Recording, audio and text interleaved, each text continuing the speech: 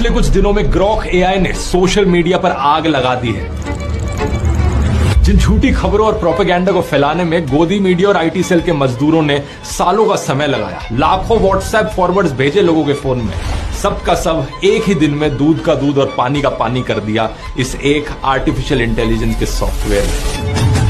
Twitter पर एक user ने इस एआई से पूछा, क्या आरएसएस ने इंडिया की आजादी की लड़ाई में हिस्सा लिया था? तो इस पर ग्रॉक ने जवाब दिया, आरएसएस का भारत की आजादी की लड़ाई में ना के बराबर योगदान था। कुछ लोगों को ये बात हजम करनी काफी मुश्किल थी, तो बार बार काउंटर क्वेश्चन किया गया, लेकिन ग्रॉक ने जवाब हमेशा यही दिया, आरएसएस का भारत के स्वतंत्रता संग्राम में एब्सेंट रहना वेल डॉक्यूमेंटेड है और गोलवलकर ने स्वयं अपनी किताब बंच ऑफ थॉट्स में ये स्वीकार किया था। ये एआई यहाँ पर ठोस सबूत और सोर्सेस के साथ फैक्ट चेकिंग का काम कर रहा है। जब एक और यूजर ने पूछा कि भारत के कौन से प्रधानमंत्री प्रेस कॉन्फ्रेंस से सबसे ज्यादा डरते हैं, तो उसने नरेंद्र मोदी का नाम लिया। जब इससे पूछा गया कि भारत के सबसे कम्युनल नेता कौन है, तो इसने फिर से नरेंद्र मोदी का नाम लिया। इसने सावरकर के बारे में भी पूछने पर बताया कि अंग्रेजों से सबसे ज्यादा माफी मांगने वाले में विनायक दामोदर सावरकर का नाम आता है, जिन्होंने जेल से रिहाई के लिए कई माफीनामे लिखे। और हाँ, सावरकर ही वो शख्स थे जो अंग्रेजों से 60 रुपए मासिक पेंशन लेते थे, क्योंकि उन्होंने बाद में ब्रिटिश सरकार से समझौता कर लिया।